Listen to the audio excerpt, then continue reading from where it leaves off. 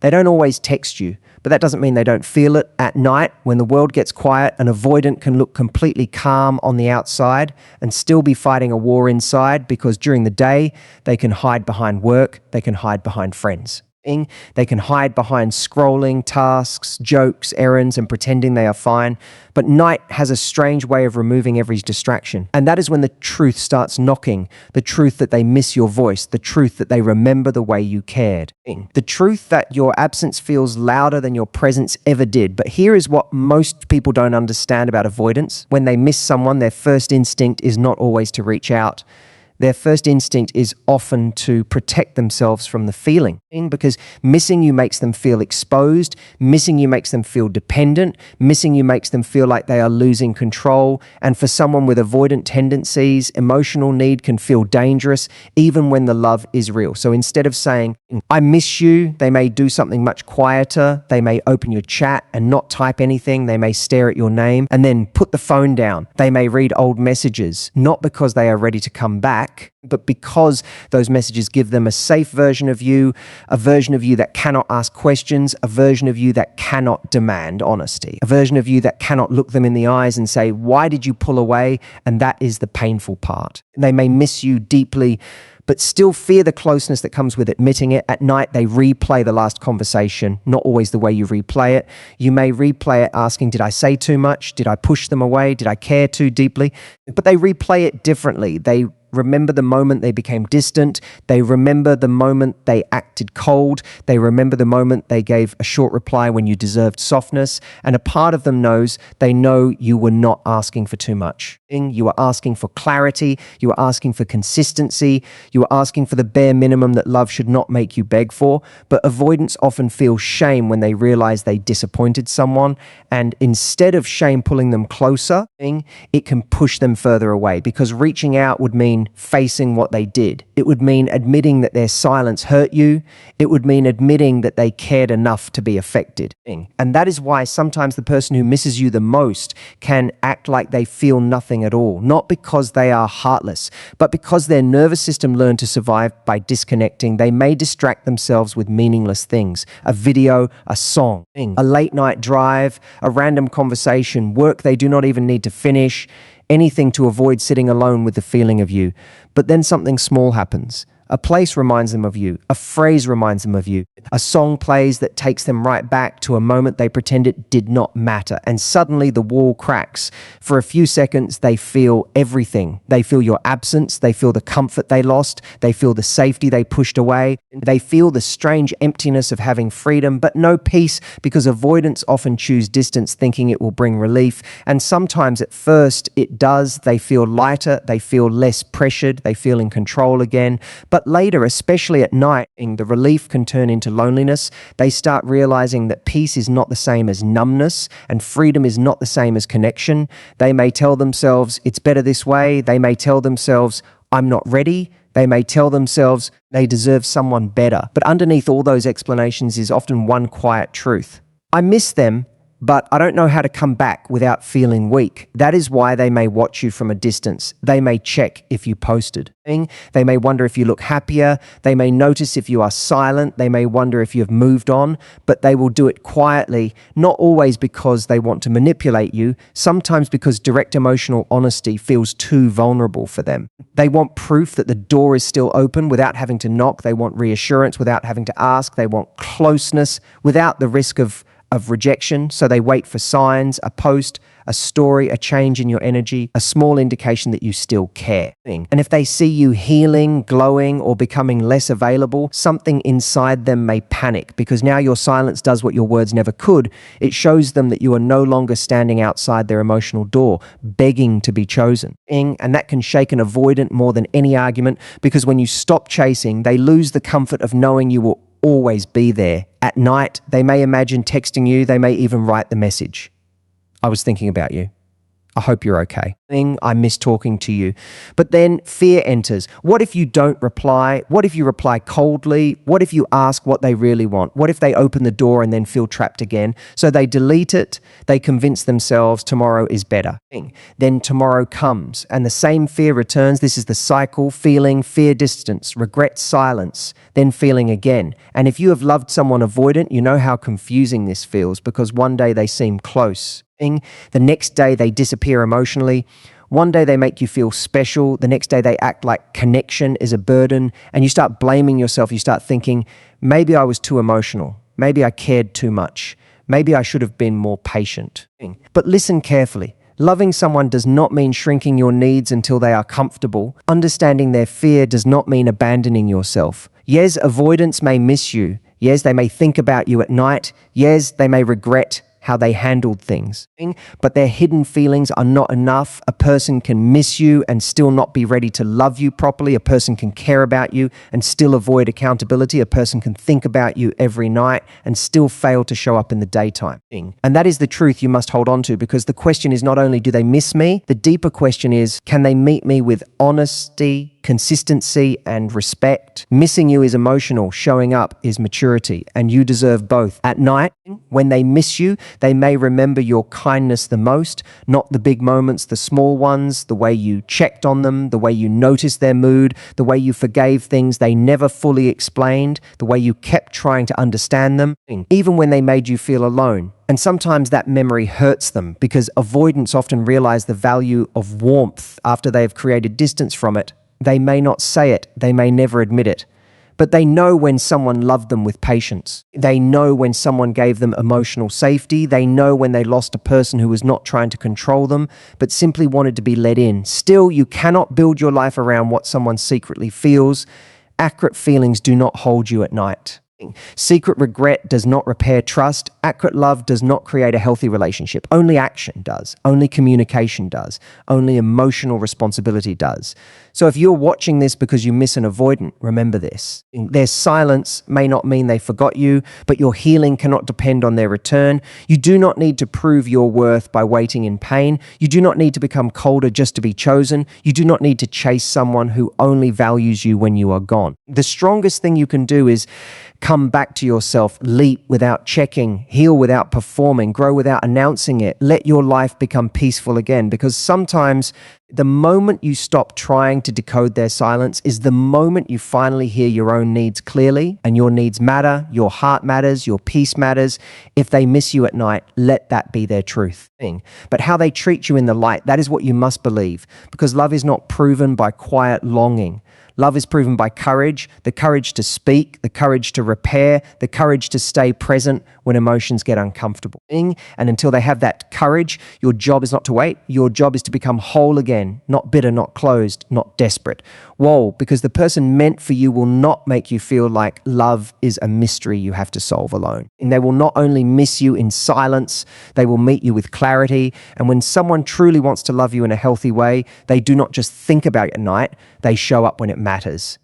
And here is the part people don't talk about. Avoidants often miss you most when they feel safest from you. That sounds strange, but it makes sense when you understand their inner world, when you are right in front of them, asking for honesty, closeness, reassurance, or emotional presence. Their body may feel pressure. But when you are gone, when there is distance, when there is no conversation happening, when there is no chance of being questioned, that is when their feelings finally come up, because now love feels safe again. Now they can miss you without being responsible for you. Now they can remember you without having to explain themselves. Now they can feel the connection without facing the vulnerability that comes with keeping it alive. And that is why avoidance can seem colder when you are close, but emotional when you are gone.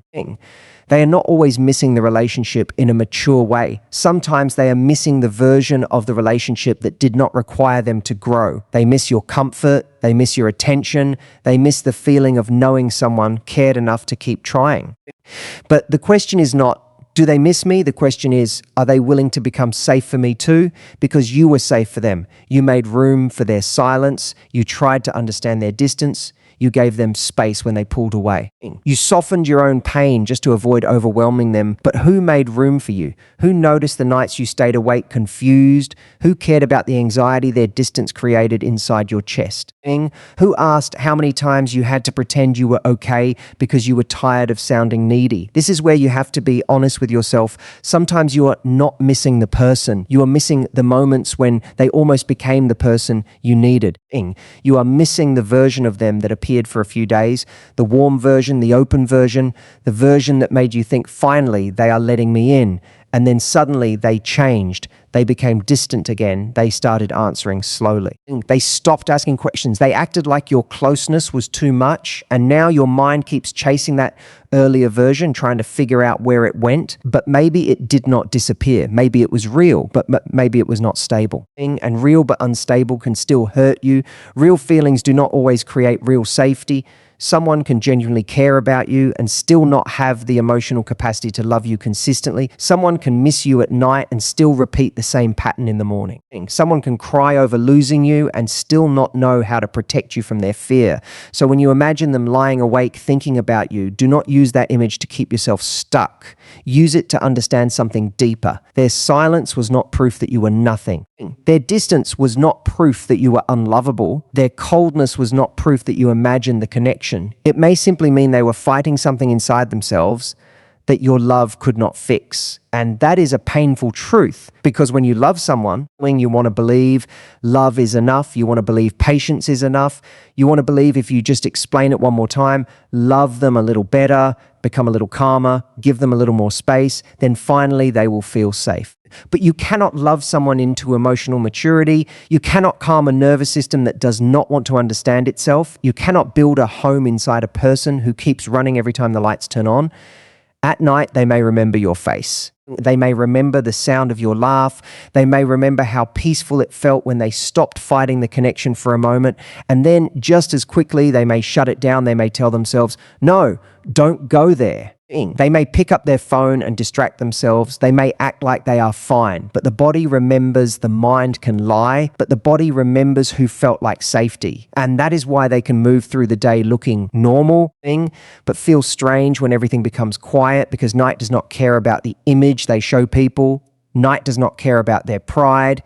Night does not care about the story they tell themselves. Night brings back what they tried to bury. And sometimes what comes back is you, not because you forced it, not because you chased, not because you begged, but because genuine emotional connection leaves an imprint. Still, hear this clearly. Being missed is not the same as being chosen. Being remembered is not the same as being valued.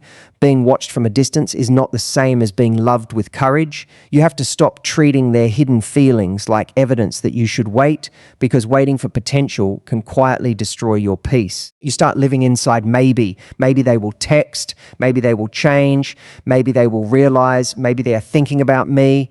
Maybe they are scared. Maybe they need more time. And little by little, your life becomes a waiting room for someone who is not even promising to arrive. That is not love. That is emotional suspension. That is your heart standing still while their fear makes all the decisions. And you were not born to be paused by someone else's avoidance. And you were not born to shrink your needs to become easier to love. You were not born to become an expert in someone's silence while forgetting your own voice. So what should you do when you know an avoidant might miss you at night? You do not chase. You do not perform. You do not post just to get a reaction. You do not send one more message hoping this time they will finally understand. You return to your center. You let silence become information. You let distance reveal truth. You let their actions speak louder than the story you keep creating in your mind. Because when someone is ready, truly ready, they do not just feel something privately.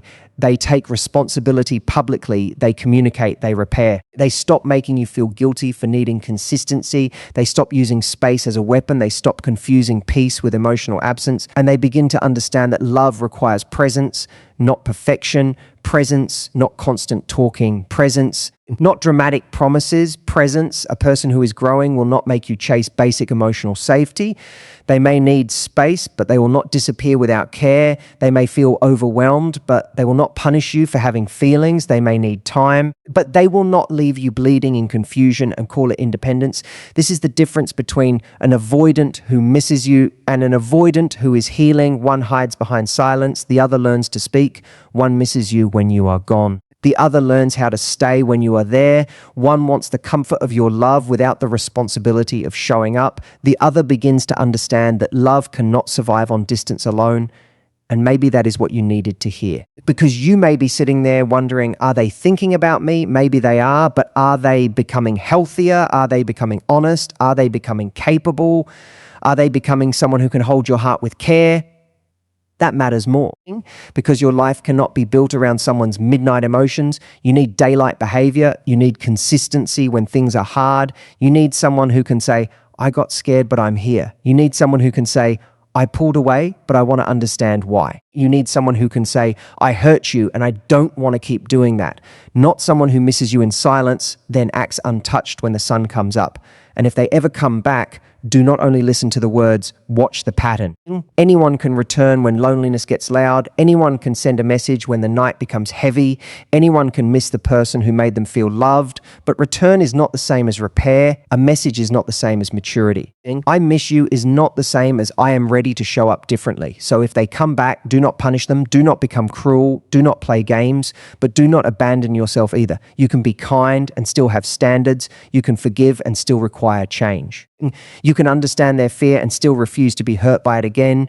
That is emotional maturity, not revenge, not chasing, not pretending you do not care, but standing in the truth of your own worth. Because the deepest shift happens when you stop asking, how do I make them miss me? And you start asking, why did I accept so little from someone I gave so much to? That question changes everything. It brings your power back. It wakes you up. It reminds you that love should not make you feel like you are auditioning for basic respect. And maybe they do miss you. Maybe tonight they will look at their phone. Maybe they will scroll through your pictures. Maybe they will remember your kindness. Maybe they will feel the weight of your absence. But you are not responsible for what they do with that feeling. That is their work. Your work is different. Your work is to stop confusing longing with love. Your work is to stop confusing anxiety with connection. Your work is to stop chasing people who only notice your value when you are no longer available to be used. Your work is to become so grounded in yourself that someone's silence no longer controls your nervous system. Because the truth is, the right love will not require you to become smaller. It will not make you feel like your needs are dangerous. It will not make you feel like closeness is a crime. It will not force you to study every delayed reply like it is a hidden message. The right love will feel calm. Not boring, calm. It will feel honest. It will feel safe. It will feel like you can breathe. And after loving someone avoidant, peace may feel unfamiliar at first. You may mistake peace for a lack of chemistry. You may miss the highs and lows. You may miss the rush of them finally giving you attention after days of distance. But that was not love feeding you. That was relief. Relief from anxiety can feel like passion when you have been starving emotionally. So be careful. Do not romanticize the person who made you wait for crumbs. Do not call it deep love just because it hurt deeply. Sometimes the deepest pain comes from trying to get love from someone who can only give it in fragments. And you deserve more than fragments. You deserve someone who does not need to lose you to recognize you. You deserve someone who does not need silence to respect your presence. You deserve someone who does not only miss you when the room is dark and their pride has nothing left to protect. So tonight, while they may be thinking about you, do something different. Do not check. Do not wait. Do not create stories. Put the phone down. Return to yourself. Drink water. Breathe simply. Let your body learn that peace is safe again. Let your heart learn that love does not have to feel like panic. Let your mind learn that unanswered questions do not need to become your home, because one day you will look back and realize something powerful. The silence that once broke you also returned you to yourself. The distance that once confused you also revealed what you truly needed. The person who could not choose you consistently taught you to choose yourself completely. And when that happens, everything changes. You stop begging to be understood. You stop chasing closure from people who only give confusion. You stop measuring your worth by someone else's capacity. And you begin to understand that being missed is not the price being loved correctly is. So yes, avoidants may secretly miss you at night. They may feel your absence when the world gets quiet. They may remember what you gave. They may regret what they lost. But your life begins again when you stop waiting for their hidden heart and start honoring your own visible pain, because you are not hard to love.